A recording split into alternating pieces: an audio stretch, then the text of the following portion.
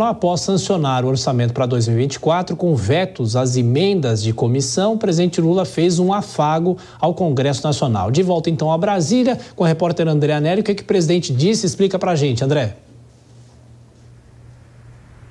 Pois é, Tiago, na verdade 2 afagos, né? O primeiro deles, o presidente Lula, depois então dessa sanção da lei orçamentária anual, ele acabou fazendo esse aceno em relação à manutenção do chamado fundão, o fundo eleitoral para o financiamento de campanhas, que ficou então em 4 bilhões e 900 milhões de reais. Esse valor é equivalente ao da eleição presidencial do ano passado e 96% maior do que o de 2020, quando ocorreu a última disputa para prefeitos e vereadores. E hoje, Tiago, o segundo afago, então, o presidente Lula acabou fazendo um aceno também ao Congresso Nacional, ainda em relação ao orçamento que foi sancionado ontem. Ele se colocou à disposição dos deputados e senadores para explicar o veto de 5 bilhões e 600 milhões de reais no repasse de emendas parlamentares de comissão, as chamadas RP8. Eu negocio com o Congresso sempre. Ontem eu tive que vetar o orçamento, vetei 5 bilhões e 600 milhões de reais, sabe? E tenho o maior prazer de juntar lideranças, conversar com a liderança, de explicar por que foi vetado.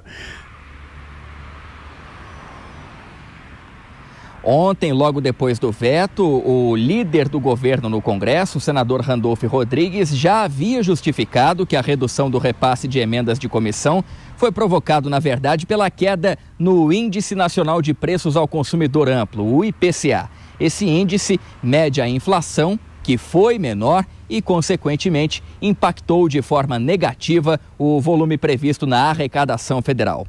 E ainda sobre o orçamento anual, que, como a gente disse, foi sancionado ontem, o presidente Lula fez críticas ao antecessor dele, o ex-presidente Jair Bolsonaro, que, segundo Lula, delegava aos congressistas a definição do emprego do dinheiro público no país.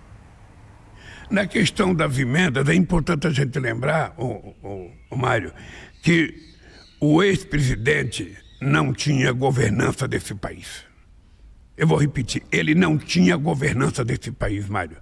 Ele não tinha. Quem governava era o Congresso Nacional, quem indicava a agência era o Senado, ou seja, ele não tinha. Ele não tinha sequer capacidade de discutir o orçamento. Porque não queria ou porque não fazia parte da lógica dele. O que ele queria era que os deputados fizessem o que quisessem. E nós resolvemos estabelecer uma relação democrática com o Congresso Nacional. Essas declarações foram dadas em entrevista à Rádio Metrópole de Salvador na manhã desta terça-feira. Até o momento, o ex-presidente Jair Bolsonaro não se manifestou a respeito dessas falas de Lula. O governo federal tem acompanhado de perto a repercussão do veto de 5 bilhões e 600 milhões de reais em emendas de comissão. Para que a medida não seja derrubada em sessão conjunta no Congresso, a ministra do Planejamento, Simone Tebet, prometeu apresentar uma solução para esse corte orçamentário antes da primeira sessão do Congresso, logo depois de encerrado o atual recesso parlamentar. Tiago. É isso, André Anelli de Brasília com as últimas informações. Bom, Dora Kramer, qual caminho é esse que o presidente Lula tenta pavimentar com o Congresso Nacional depois desses vetos, até citando o antecessor? Pois é, essa citação completamente extemporânea, eu acho, mas faz parte ali da política, para manter acesa a chama desse embate. Pronto. Agora, quando o presidente diz que o antecessor entregou para o Congresso, entregou totalmente, é verdade, mas ele também, Lula, não consegue impor sua vontade. Por exemplo, na questão do fundo eleitoral, ele propôs 938 milhões. O Congresso aprovou e ele manteve 4 bilhões e 900 milhões, numa diferença que não é desprezível, né? De 4 bilhões, e ele teve de aceitar. Então o presidente diz que terá prazer em explicar. Ora, a explicação está dada. Os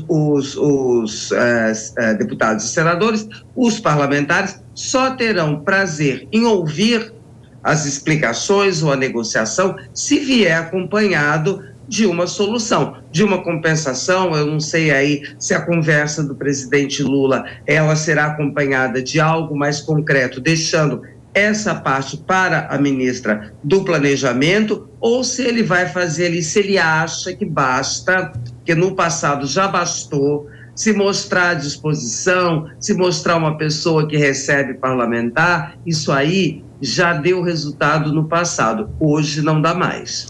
Pois é, Kobayassi, é um cenário interessante para acompanhar, mas a gente não sabe como é que fica a governabilidade e também o andamento do Congresso nessa discussão, né? Exato, muito interessante essa justificativa dada pelo líder do governo no Congresso, o senador Randolph, de que o veto foi porque a inflação foi menor do que se esperava. Então, o valor que está destinado para as emendas de comissão vai atender a contento a necessidade dos parlamentares. Se esse fosse de fato um argumento, então muitas outras coisas seriam vetadas. Por que a inflação só é lembrada, ou o bom índice da inflação só é lembrado para tirar dinheiro dos parlamentares? Por que as outras pastas todas, as outras rubricas todas desta lei orçamentária também não diminuíram, já que a inflação não foi assim tão alta?